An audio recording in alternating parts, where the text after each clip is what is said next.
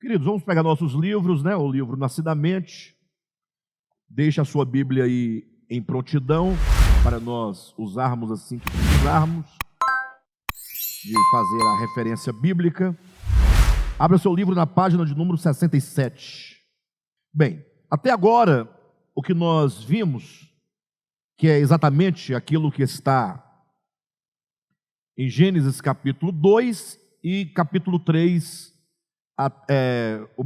capítulo 2, né, quando fala da árvore do conhecimento do bem e do mal. O que é que nós precisamos atentar no âmbito da compreensão desse tema? É o sentido, é o significado da árvore do conhecimento como uma figura, como um símbolo. Então, a árvore do conhecimento tem um significado. Uma coisa é a árvore do conhecimento, outra coisa é comer do fruto da árvore do conhecimento.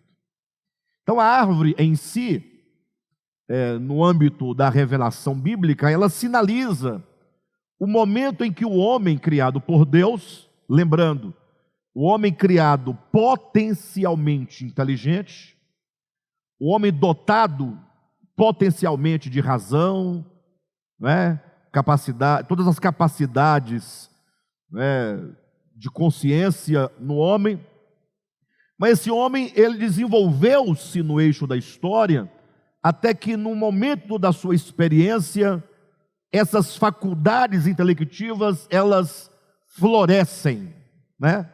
Elas se manifestam.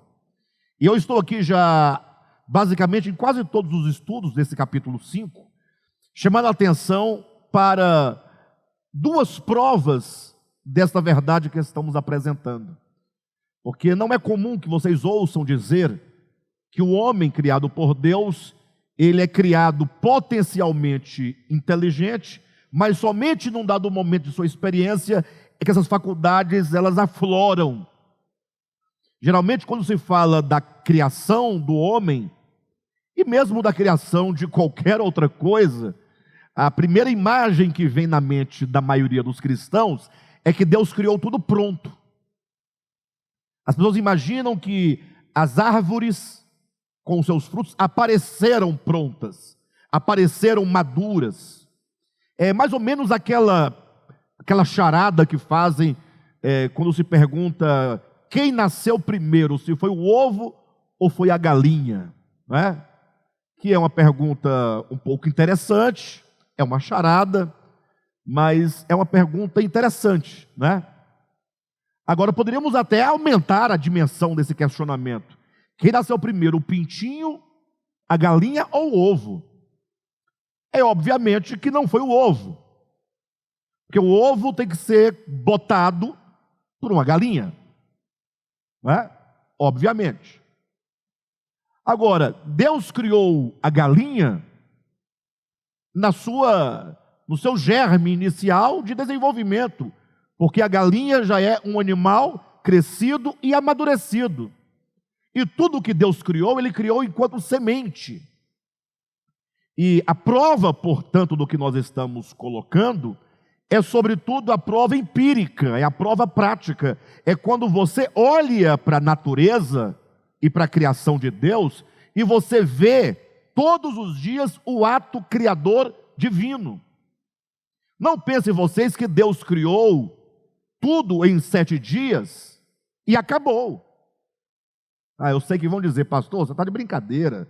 Está lá claramente em Gênesis capítulo 2, versículos 1 em diante, do 1 ao 4, que Deus fez tudo em 7 dias. Mas você tem que perguntar depois para Jesus, em João capítulo 5, versículo 17, e ali em João 5, 17, o assunto é o sábado, e quando o assunto é o sábado, o assunto é a criação. Porque o que é o sábado em relação à criação? O sábado é o 7º dia do 7 da criação, que coroa a criação. Então, qual era o raciocínio dos judeus? Que Deus, havendo criado tudo pronto em 7 dias, Ele encerra a obra criadora com o sábado. E agora todos eles guardam o sábado como memória do Deus Criador e de uma criação concluída e pronta. Mas quando isso foi argumentado por eles, para Jesus, ou seja, quando falaram, é necessário que todos os teus discípulos e você próprio, Jesus, guarde o sábado como o símbolo da finalização da criação, o que Jesus responde? O meu Pai trabalha até agora. E eu trabalho também. Qual é o trabalho de Cristo? Não é o trabalho de regenerar? Não é o trabalho de gerar uma nova vida? Tudo o que Cristo fez não foi pelo poder de uma nova vida para uma nova experiência? Logo nós temos aqui a obra de criação e a obra de redenção como dois lados de um mesmo processo criador. Um que traz a origem e o outro que recria e que regenera. Portanto, a obra de criação acontece no nascimento de cada semente, de cada embrião, de cada criança, de cada erva, de cada pássaro. Ou seja, todos os dias o Deus Criador está criando dentro da própria criação, pelo mistério da imanência do Deus Criador na criação. Deus não é aquele Deus distante, olhando de lá para cá.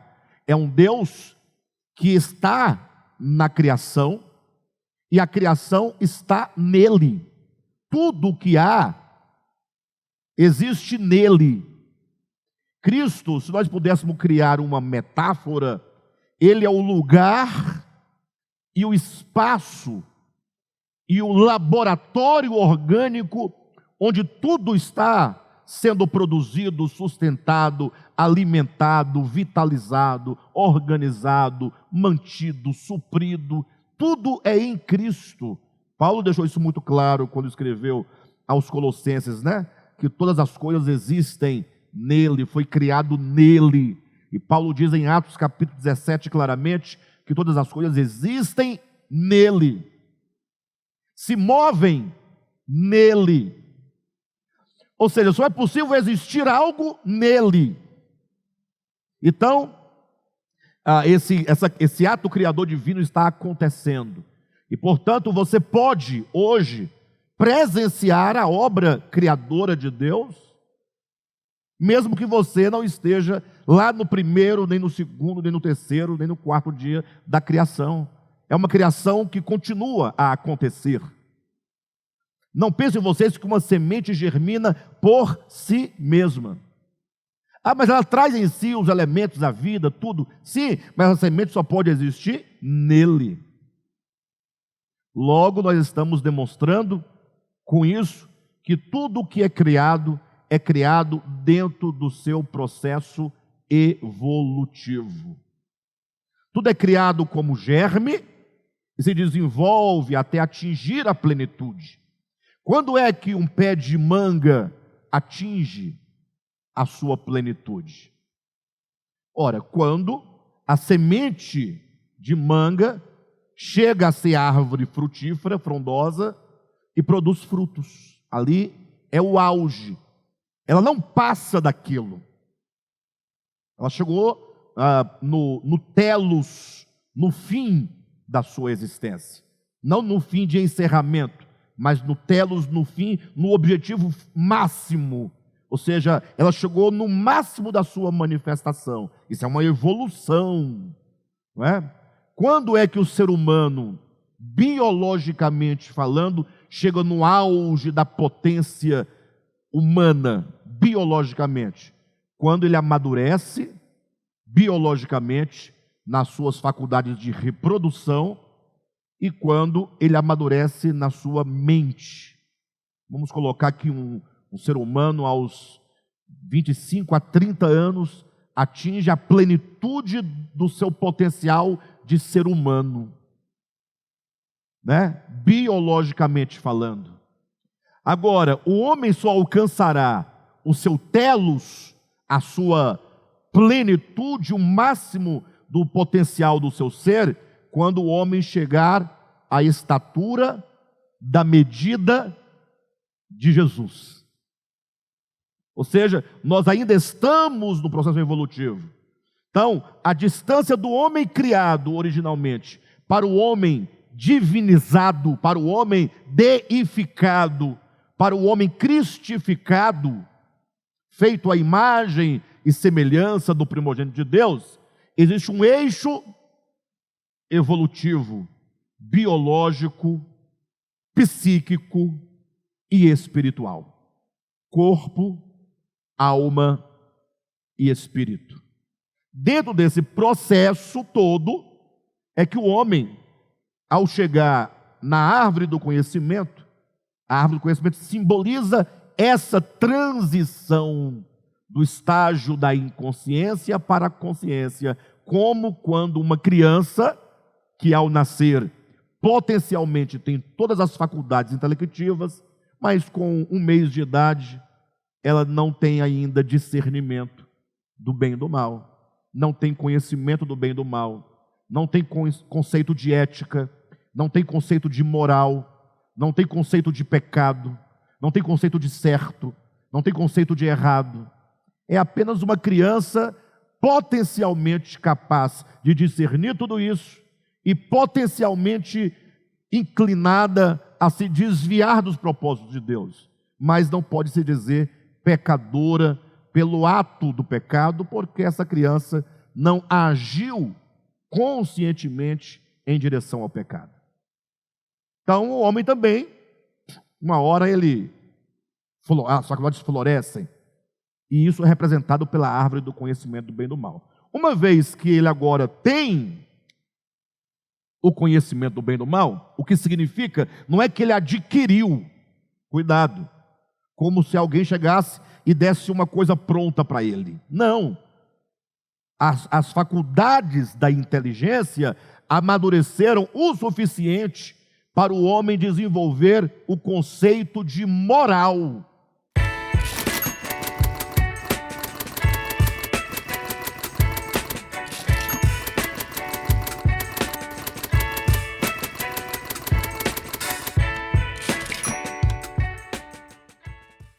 E repito, essas questões são questões muito profundas, e às vezes a gente fala uma vez, 10 vezes, 30 vezes, e as pessoas ainda têm dificuldade de compreender. A ideia de moral é uma ideia exclusiva do homem.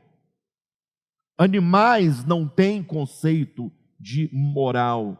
Por isso que eles andam sem roupa na rua, os animais, e não dá nada.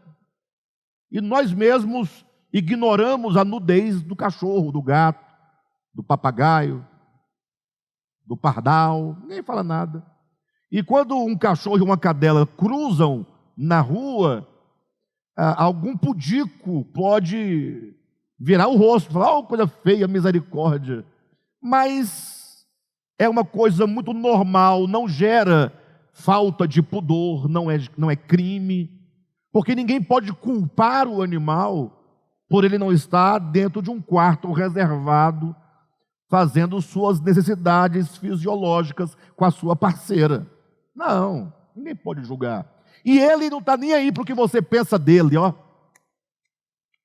O cachorro, ele também pode avançar num outro cachorro para tomar o osso do outro.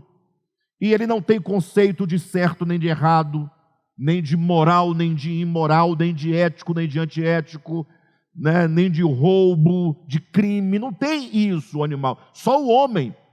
E é isso que agora nós teremos chamar a atenção de vocês. Quando nós colocamos ali o homem diante da árvore do conhecimento, o homem agora tendo a capacidade de discernir, é nesse momento que a coisa vai pegar para ele. Porque agora esse homem, ele tem o quê? Percepção. Ele tem o quê? Agora ele tem discernimento. Agora, se ele tem discernimento, ele tem o dever do fazer. O dever do fazer. O dever da ação. Como você vai agir a partir de agora que você tem esses conceitos de moralidade, de certo e de errado, de justiça e de injustiça?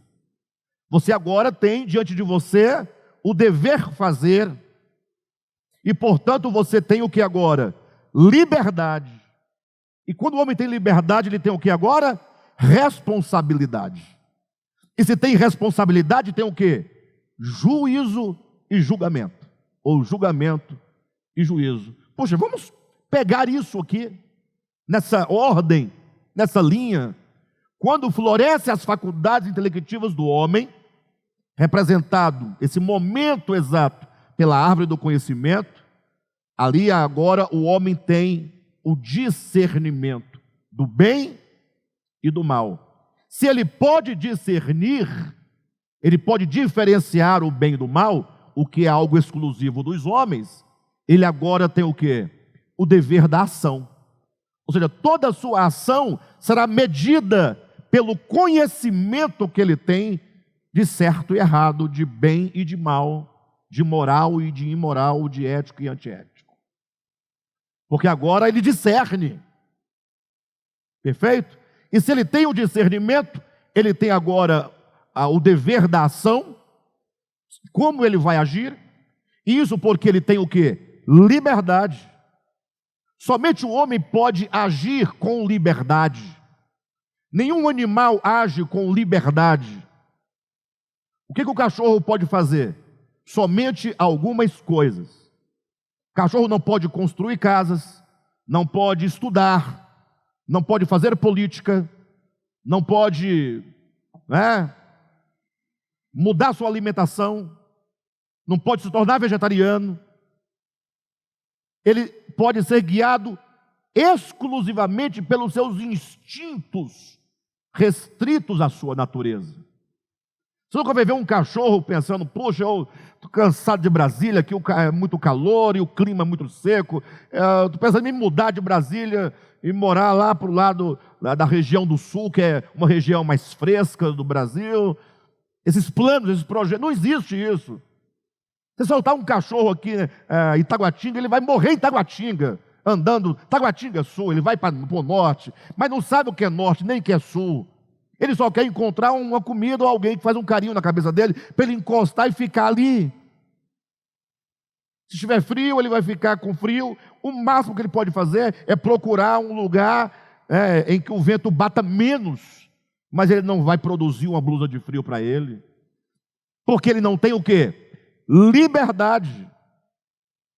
O homem tem a liberdade de ação moral. O homem tem liberdade de construir, da educação, de produzir educação, de educação formal, de produzir cultura, de produzir política, de produzir religião.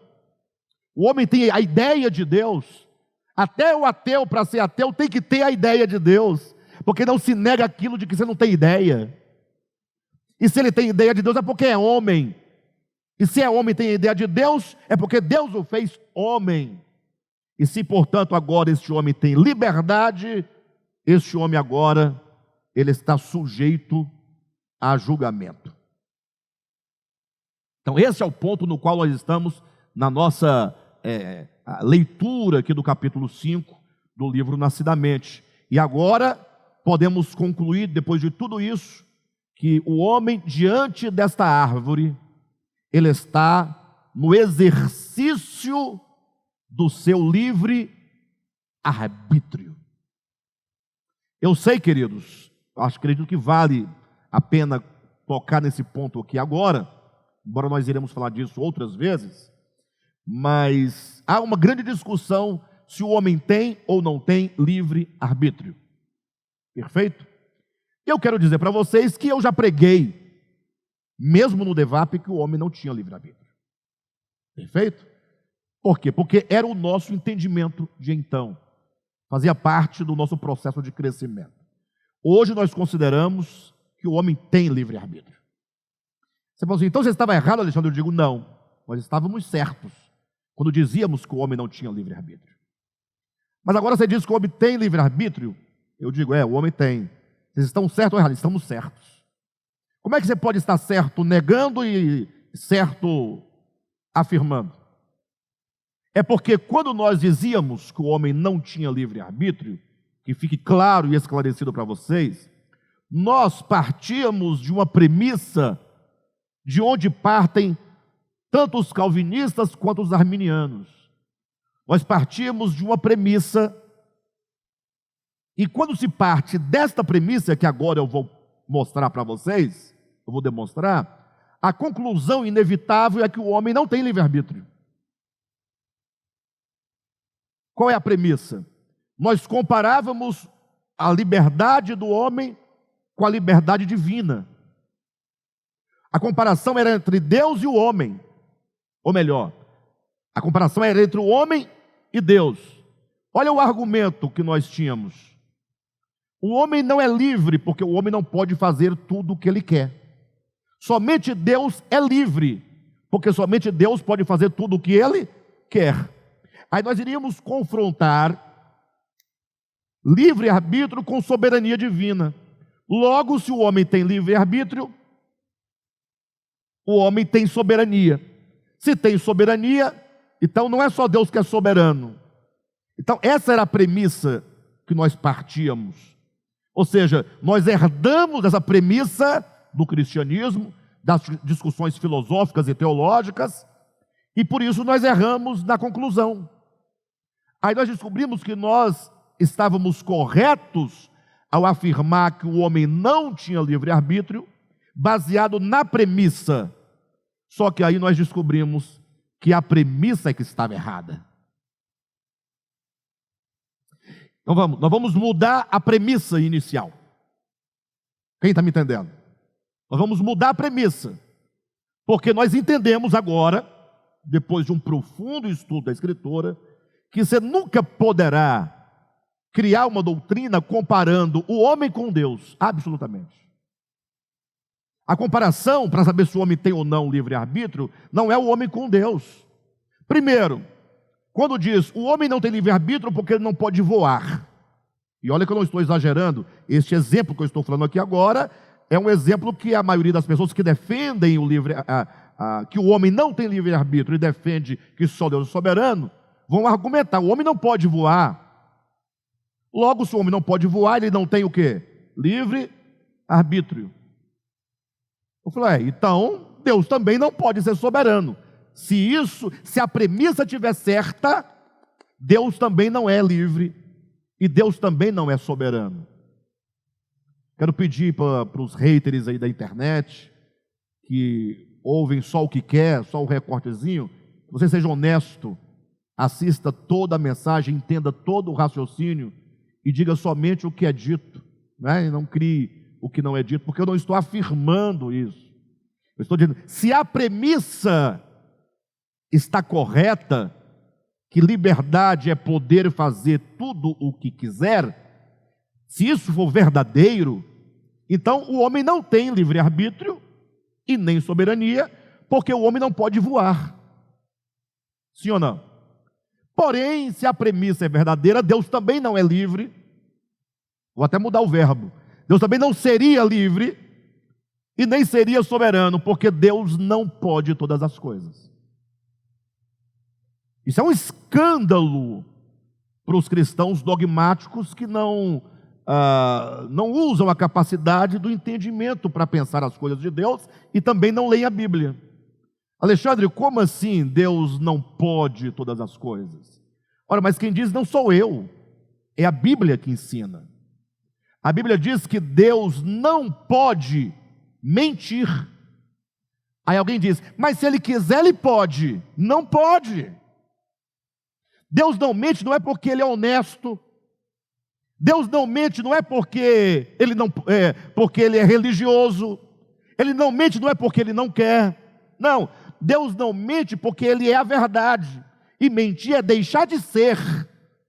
E sempre que nós nos referimos a Deus, referimos ao que Ele é no seu ser, na sua natureza. A Bíblia diz que Deus é luz e nele não há treva nenhuma. Portanto, Deus não pode ser treva no sentido pecaminoso e perverso da palavra. A Bíblia diz que Deus não pode negar a si mesmo. Então Deus é a verdade, Deus chama todos à verdade, Deus ama a verdade. O universo caiu em colapso no dia que um ser decaiu da verdade e tornou-se o pai da mentira. E agora então Deus não pode ser pela mentira, absolutamente, porque Ele é Deus, porque Ele é santo, porque Ele é a verdade, porque Ele é justo. Então Deus não pode, mas não é um não poder de impotência, é um não poder de natureza. Então eu não vou, não é porque eu sou impotente, eu não vou porque não é da minha natureza voar. Agora, se eu fosse um pássaro, e sendo um pássaro não voasse, tendo todos os... eu seria um pássaro impotente por alguma razão? Quem está entendendo? Então nós não estamos dizendo que Deus é impotente, estamos saindo em defesa da natureza de Deus. Está claro para vocês essa questão? Então, nós comparando a liberdade humana com a liberdade divina, para concluir se o homem tem ou não livre-arbítrio, é uma base, é uma premissa equivocada. Para eu poder definir o que é liberdade humana e o que é livre-arbítrio humano, e por incrível que pareça, queridos, olhem para mim, com toda a humildade do Senhor, Deus sabe que eu falo a verdade, não estou aqui mentindo. Eu estou aqui falando por necessidade de ensinar. Entendam isso. É uma necessidade que nós temos de falar e não ficar se vangloriando. Mas aqui está uma perspectiva que não foi ainda vislumbrada. Ou seja, ninguém se colocou nessa perspectiva para entender o livre-arbítrio de outra perspectiva, até para poder resolver o grande problema que ninguém conseguiu solucionar, que é a grande cisão e o grande cisma entre Armínio e Calvino, enquanto sistemas de interpretação. Por que todo teólogo equilibrado, ele diz que Armínio está certo e Calvino está certo, embora antagônicos, e eles falam, aqui reside um mistério. O teólogo equilibrado, ele fala assim, olha, Calvino está certo, tem muito texto que fala, poxa. E Armínio também está certo, tem muito texto que fala.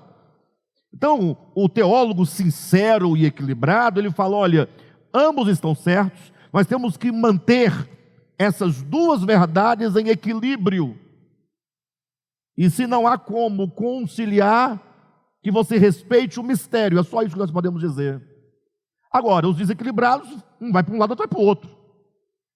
Mas toda essa tensão reside no fato de partir da premissa equivocada. Então, para nós entendermos a questão da liberdade humana, do livre-arbítrio, se tem ou se não tem, nós temos que estabelecer a premissa certa, a base certa. Qual que é a base certa? Não comparando o homem com Deus, mas comparando o homem, que é uma criatura, a todas as demais criaturas. Vamos comparar o homem, vamos dividir a criação terrena, essa criação da terra, em reinos, como faz, a ciência. O reino mineral, dos minérios, o reino vegetal, dos vegetais, das plantas, o reino animal, que é o reino dos animais, e o reino hominal, que é o reino dos homens. Então nós fazemos parte de uma criação em que a criação ou criaturas do reino mineral, criaturas do reino vegetal, criaturas do reino animal e criaturas do reino hominal. Está tudo claro para vocês?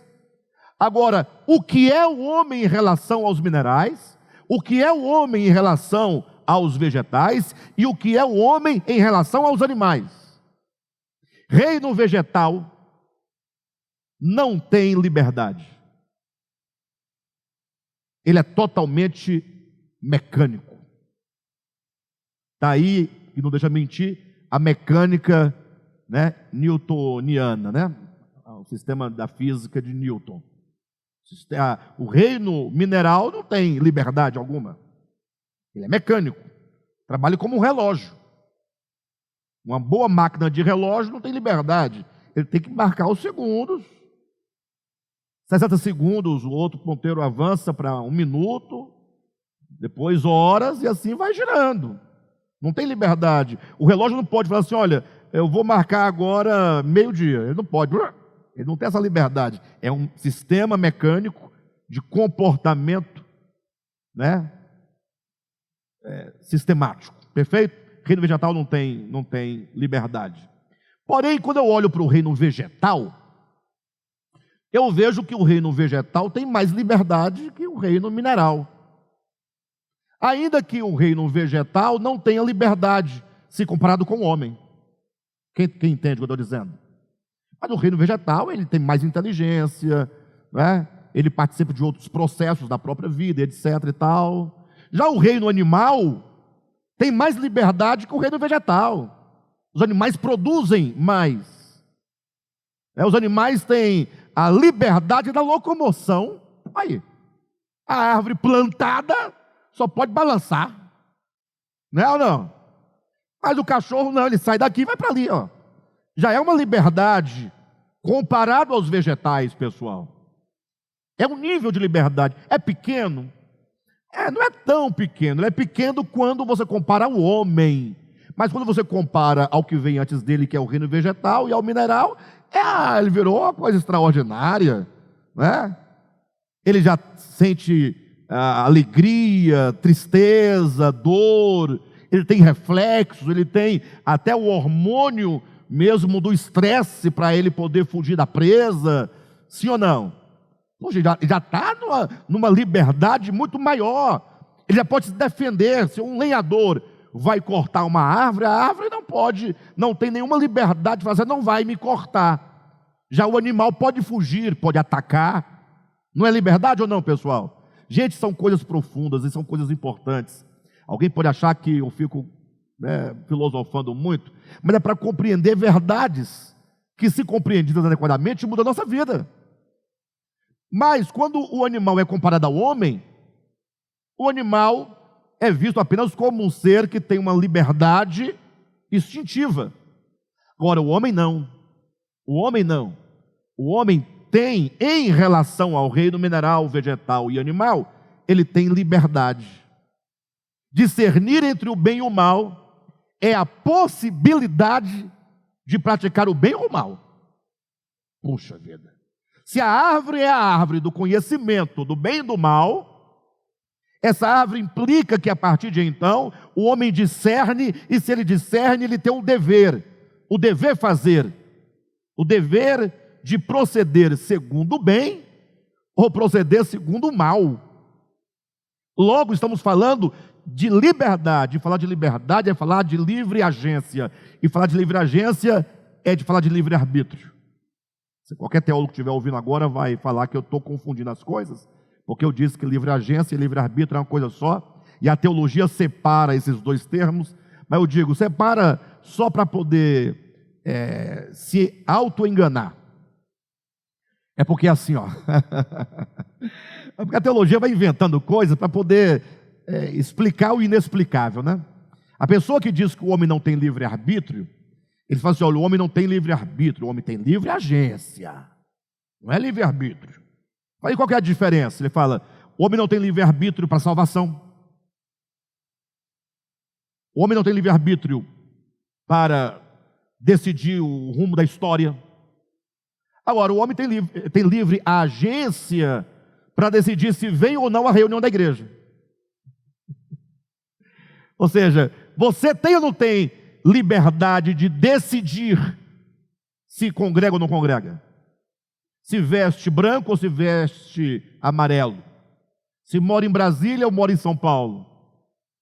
Então, como o homem tem essa liberdade e ninguém pode negar, fala, não, essas coisas que não envolvem a eternidade, chama-se livre agência.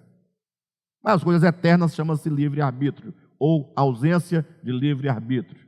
Mas isso é uma bobagem, porque todo mundo sabe que a Bíblia, do início ao fim, está cheia, né, de apelos apelos divinos dizendo ao homem: vinde a mim, arrependei-vos, deixai o caminho mau, esse caminho é de morte.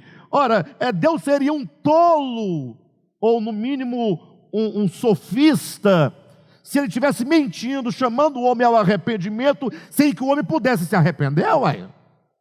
O homem não pode se arrepender e Deus está igual um tonto. Arrependei-vos. Eu diria: Jeová, para de bobagem, você não me engana, ou então você deve ser um tolo, porque como é que você nega ao homem a graça do arrependimento e fica a vida toda chamando ao arrependimento? Você está querendo enganar quem? Gente, não é possível. Logo, estamos concluindo que o homem tem livre-arbítrio dentro dos limites da sua liberdade. Ou seja, é um livre-arbítrio de executar e de realizar tudo aquilo que ele é capaz de realizar. Então, o homem é capaz, ele tem a liberdade de tirar a sua própria vida. Isso não acontece todos os dias? É uma coisa boa? Não, ninguém quer. A sociedade não quer, a família não quer, Deus não quer, o pai não quer, a mãe não quer, a igreja não quer, ninguém quer. Mas o camarada vai lá e se auto-executa. Isso é uma liberdade que ele tem. Enquanto outros estão morrendo com a morte natural que está chegando, e ele está lutando para viver. Não quero morrer, não quero morrer. Minha mãe disse que não vai morrer. Noé dizia a mesma coisa. Paulo dizia: e nós, os que estivermos vivos até a segunda vinda de Cristo. Ele se inclui. Mas aí, literariamente, gramaticalmente, é fácil de responder. Quando ele fala os mortos e nós os que estivermos vivos, ele não está dizendo que ele estará vivo, ele está dizendo os que agora estão mortos e nós que estamos vivos. Partindo do pressuposto de que eu estou vivo e o outro está morto, na ocasião da vida de Cristo, essa condição de vivos e mortos é assim que se diz: nós os vivos, eles os mortos. É lógico, ele não poderia dizer nós os que estivermos mortos, se ele estava vivo. Então isso aí é tentar criar problema onde não existe. Bem, de todo modo, o homem tem livre-arbítrio, dentro da premissa de que o homem, dentre todos os seres criados, é o único capaz de discernir o bem e o mal, e, portanto, agora tem o dever da ação, segundo o bem ou o mal. Essa liberdade de comer da árvore do conhecimento, ou não comer, comer da árvore da vida, ou não comer. Então, o homem diante da árvore do conhecimento é o momento em que agora ele ganha a liberdade e, portanto, agora está ativo o seu livre-arbítrio. Ele terá que decidir. Essas duas árvores representam dois caminhos. A árvore da vida e a árvore do conhecimento. Representam duas decisões, dois destinos, dois modos de vida, dois fins. Então, você imagina só para vocês entenderem, se a árvore da vida, que dá vida, é colocada em termos de um alimento, comendo o homem viverá eternamente? Sim ou não? Isso é uma metáfora, lógico que é uma metáfora. Quando você encontra em João capítulo 6, Jesus traz o mesmo entendimento, mudando só a metáfora de fruto para pão. Ele fala: eu sou o pão da vida. Para você viver eternamente, tem que se alimentar e comer do pão da vida.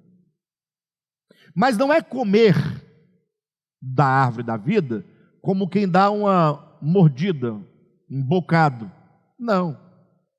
Mas o sentido de comer da árvore da vida é o que Jesus diz em João, capítulo 6, salvo engano, versículo 56.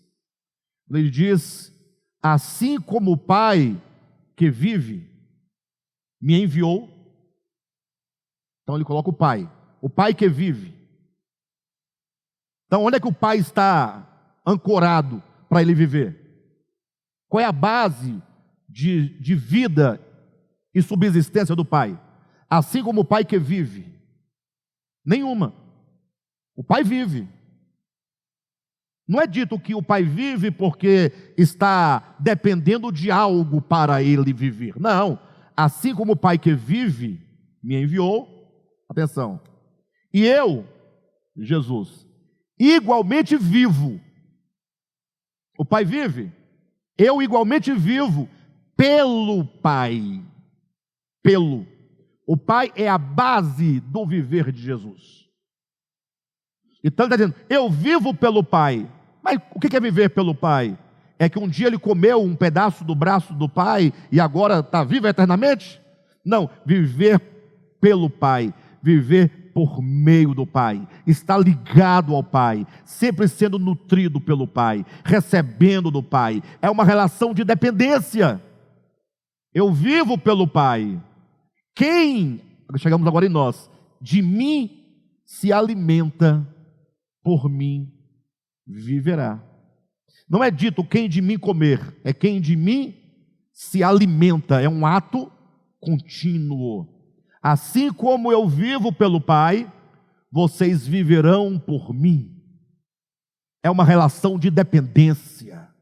Logo, estando o homem diante da árvore do conhecimento e diante da árvore da vida, a proposta do livre-arbítrio é: você que agora alcançou a faculdade do discernir o bem e o mal, você vai escolher viver por meio do conhecimento ou viver por meio de Deus.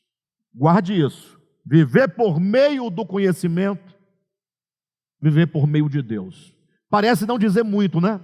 Parece só um jargão teológico, não é? Parece que não chega em nós. Viver por meio do conhecimento ou por meio de Deus? Bem, o que eu tenho a ver com isso? Eu acho que eu vivo por Deus. O que vocês acham? Vocês vivem por quem? Uma boa. Vocês também, eu acho que eu vivo por Deus. Ninguém vai dizer que vive pelo conhecimento. Mas conhecimento, essa aula tem que ficar registrada nos anais da história, tá, irmãos? Esse estudo ficar gravado nos anais da história. Viver por meio do conhecimento é viver se alimentando do conhecimento. É fazer a sua vida se sustentar pelo conhecimento. Ou viver pela árvore da vida, viver por Deus, é fazer a sua vida se manter, se sustentar por Deus. O combustível, a dependência completa. Mas continua parecendo só uma ideia teológica. Parece que não nos atinge. Então olhem para mim. Pessoal, é muito maravilhoso. Chega e emociona. O que é o conhecimento? Vamos entender isso. A Bíblia fala que a ciência se multiplicaria. Daniel capítulo 12 diz que a ciência haveria de se multiplicar nos últimos dias. Ora, se a ciência se multiplica, é o mesmo que o conhecimento se multiplica. Sim ou não? Ora, se o conhecimento se multiplica, se ele cresce, se ele se expande, logo o conhecimento ele também é progressivo. Ele vai ganhando dimensões cada vez maiores. Então você não pode dizer que um homem de conhecimento do século 10 a.C. é o mesmo homem de conhecimento do século 21. Não, o homem do século 21 é um homem da inteligência artificial. Quem está entendendo? Ou seja, estamos no eixo do tempo, num momento da história em que o conhecimento tem crescido de maneira avassaladora. Só que esse conhecimento, aí eu toquei na ideia de inteligência artificial, vai tornando o trabalho pesado, o trabalho técnico, cada vez menos necessário. Vamos entender, portanto, a palavra conhecimento como sendo o acesso que o homem tem, por meio do conhecimento, a todo tecnicismo. O homem vai criar todo tipo de instrumentos, por meio da inteligência, para promover o seu sustento, para promover a sua vida. Ou seja, o conhecimento do homem, se o homem vive por meio do conhecimento, ele vai agora tomar esse conhecimento para produzir para si tudo aquilo de que ele precisa. De modo que quanto mais o homem aplica o seu conhecimento, quanto mais o conhecimento se expande, maiores as conquistas do homem. Quanto mais conquista, mais o homem se torna o quê? Se sente o quê? Poderoso.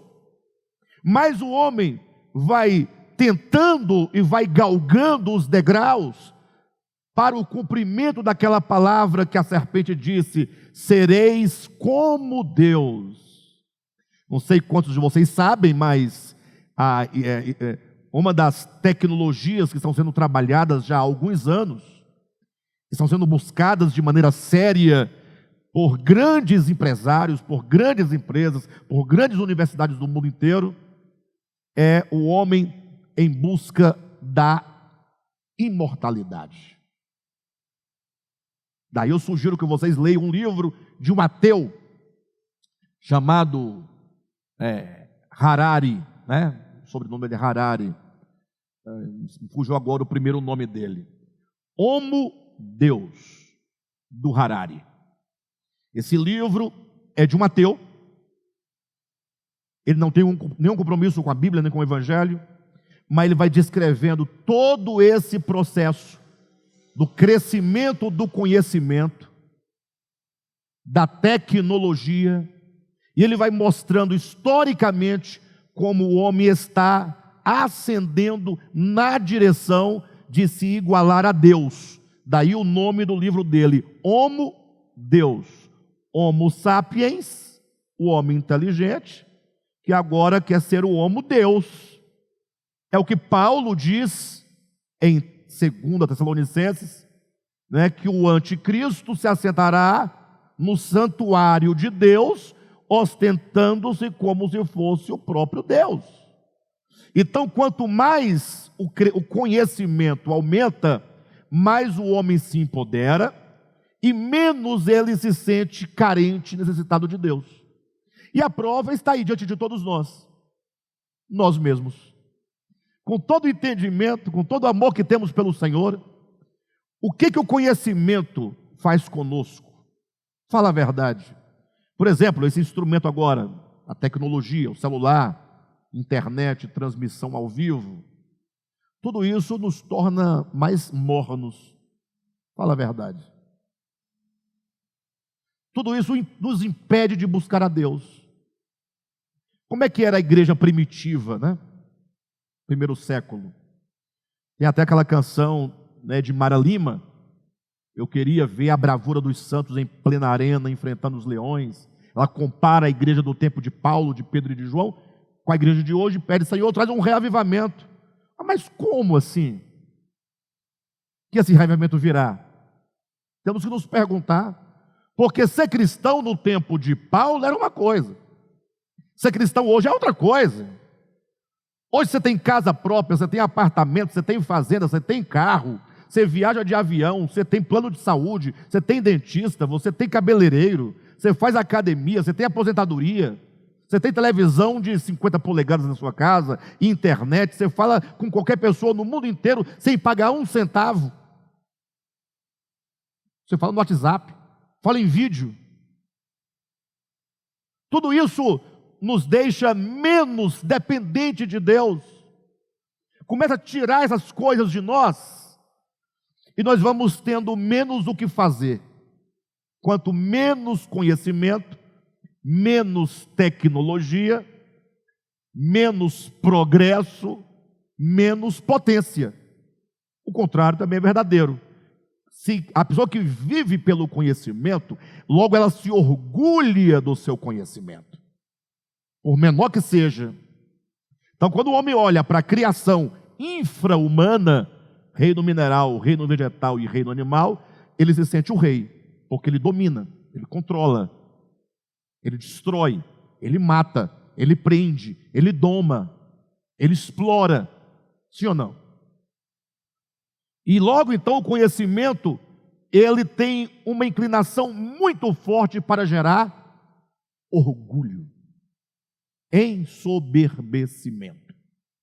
Não é isso que está lá, salvo engano, em 1 Coríntios 8, versículo 1? O conhecimento ensoberbece, mas o amor edifica. Então, o problema de viver pelo conhecimento não é uma questão de uma árvore, nem de um mito, nem de Gênesis. É o que você faz com tudo que o conhecimento te proporciona. Ou o que o conhecimento é capaz de fazer com você, que é te afastar de Deus.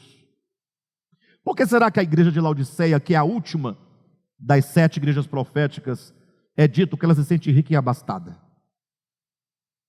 Por que será? Igreja do século 20 e 21. Na verdade, século 20 e 21. Por que que daquela igreja é dito que eles diziam, sou rico e abastado e não preciso de coisa alguma? Eles estão tão abastecidos de qualquer coisa humana, intelectual, econômica, que eles não se deram conta que Cristo está do lado de fora. Eles falam, eis que eu estou à porta e bato. Não se deram conta. E a igreja? Esse é o grande problema do conhecimento. Aí você pode ver a mesma coisa na experiência das civilizações. Quanto mais uma civilização ela ascende no conhecimento, ela ascende na tecnologia, sim ou não? Ascende na tecnologia, ela ascende aonde? No domínio. Sobre quem? Sobre as civilizações que têm menos conhecimento, que estão atrás, são subjugadas. É isso que o conhecimento faz. Quanto mais conhecimento, mais poder. E poder de destruição. Porque a pessoa fica mais eu, mais ego, mais força, mais valentia, mais domínio, mais controle, mais soberba, mais tudo. Olha para as nações do mundo e olha quem é que está aí no topo do poder.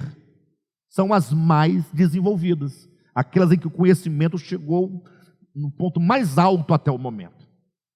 Esse é o problema do conhecimento. Olha também um outro exemplo para a experiência humana. Uma criança que nasce de um casal que fica ali numa dependência absoluta dos pais. Os pais têm que trocar fralda, dar banho, dar comida. Se deixar o bebezinho lá, o que vai acontecer? Ele vai morrer. Só que quando ele começa a ficar com os 4, 5, 6 anos de idade, quando as faculdades do conhecimento começam a aparecer, que ele vai virando aquele galinhozinho, aquele galinzezinho, aqueles galinzé, vai criando crista. Vocês estão entendendo a metáfora, né? Como é que ele começa a fazer em relação aos pais? Ele fica cada vez mais dependente ou cada vez menos dependente? Chega uma hora que ele fala, mãe, não precisa me levar na escola.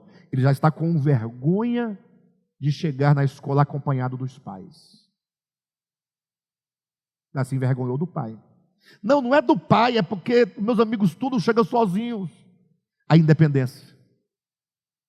E isso quando não acontece de essa criança se rebelar contra os pais, aí começa a desobedecer os pais não sabem mais de nada. Os pais aconselham, mas os filhos não ouvem mais. E se o pai for um pouco mais rigoroso, o filho já começa a planejar. Com 18 anos eu saio de casa. Com 18 anos eu saio de casa. No meu primeiro emprego eu saio de casa. O que é isso? Não é o conhecimento que está tornando essa pessoa soberba, independente? Olha o problema do conhecimento. Aí quando você vê ali uma pessoa, um doutor, um pós-doutor, um camarada que estudou muito, não todas as pessoas, mas acontece com muita frequência, como é que ele se relaciona com as pessoas mais pobres? Com respeito, com amor, com carinho? É simples, você está num hot dog, numa esquina de casa, aqueles quiosquezinhos que o pessoal faz espetinho, né? Quando joga uma pessoa muito simples, sandália, meio jogado. Se tiver tomado umas 2 cervejas com 1,5 assim, já meio baixo, você já olha, já fica toda hora com um olhar diferente. Sim ou não? Agora chega alguém de terno, gravata, se aproxima com bastante educação, logo você já está animado, né? Boa noite, boa noite, boa noite, boa noite, boa noite. Você não falou boa noite para o camarada que chegou, poxa? O primeiro que chegou? Agora você se dirige ao outro dando boa noite, por qual motivo? Olha o problema do conhecimento. Como ele te afeta, ele te domina. Isso você vai encontrar em empresas, em igreja. Né? O próprio Jesus falou da nossa tendência de convidar para nossas casas aqueles que podem nos retribuir. Bem, de todo modo, estamos aqui tocando nesse ponto central. Nós nem entramos no livro hoje, assim, não entramos na leitura, mas entramos no conteúdo, tá? Tudo aqui está no livro. Mas precisava falar desse momento da árvore do conhecimento do mal, desse tal do livre-arbítrio.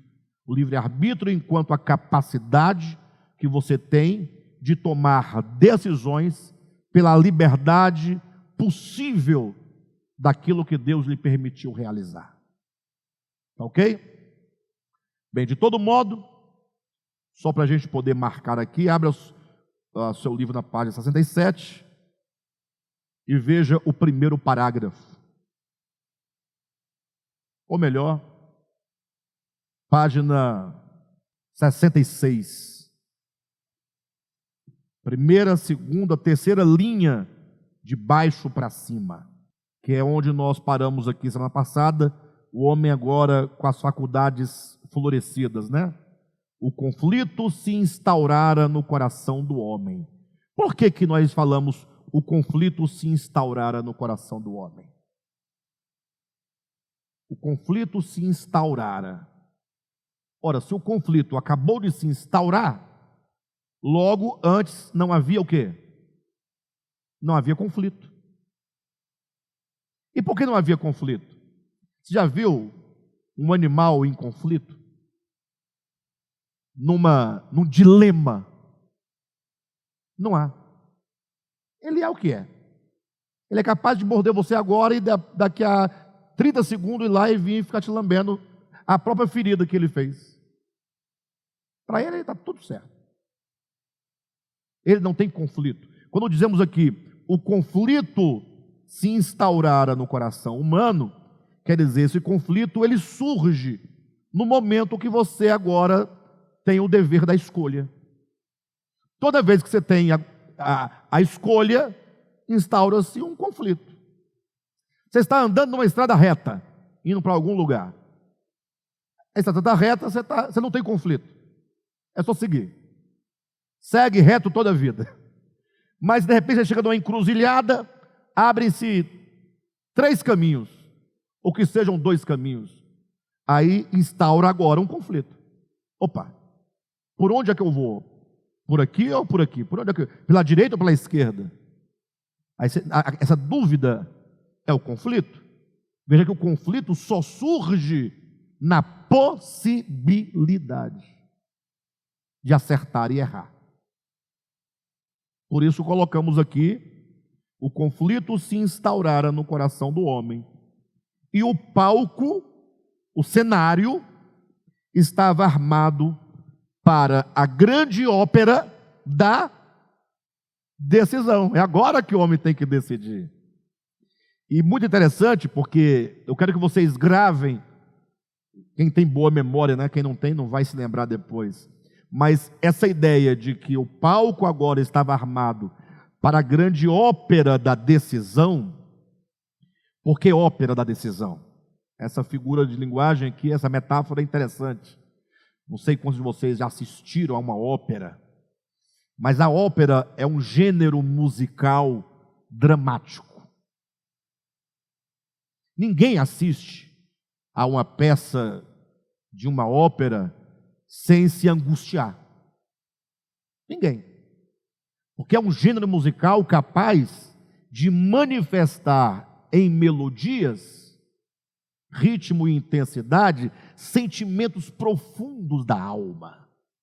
A ópera, ela toca você, se arrepia, você chora, você se enlouquece. Enlouquece no sentido de você se perturbar. Por isso que eu falo aqui, a grande ópera da decisão. É o momento em que todo o teu ser está ali na angústia da decisão. E essa ópera da decisão acontece aqui em Gênesis 3, mas ela acontece com Cristo no deserto, ela acontece com cada um de nós diariamente, frente a muitas circunstâncias, ela acontecerá no final do milênio. Ou seja, o homem sempre será colocado por Deus frente à decisão entre viver pelo conhecimento ou viver por Deus, de modo consciente. Ou seja, Deus não deixará ninguém seguir o caminho do conhecimento sem que tenha consciência do que esteja fazendo. Ninguém será condenado sem que saiba discernir quais são as consequências da sua decisão. Daí aquele texto lá de Joel, salvo engano, capítulo 3, né? 3,14, né? Quando diz: multidões, multidões no vale da decisão. Multidões e multidões no vale da decisão. Irmãos, eu espero que essa mensagem de hoje, embora não tenhamos avançado na leitura, mas avançamos no entendimento, possa contribuir para nós pensarmos a nossa vida. O conhecimento em si mesmo, ele não é pecado. Nós vamos verificar isso na medida que nós avançamos nos nossos estudos. Mas o conhecimento, que é um dom divino, quando submetido à consciência superior, que é o Logos, que é a razão, quando nos permitimos que a sabedoria guie o nosso conhecimento, quando nós temos o conhecimento apenas como um instrumento e não como a nossa causa, não como o nosso fim, isso é bom. Agora, quando o conhecimento nos usurpa e o conhecimento se torna, portanto, o nosso braço forte, é aí então que nós nos afastamos do Criador, nos tornamos independentes, e é nisso que consiste o pecado capital, o pecado original. Tá bom, queridos? Glória a Deus.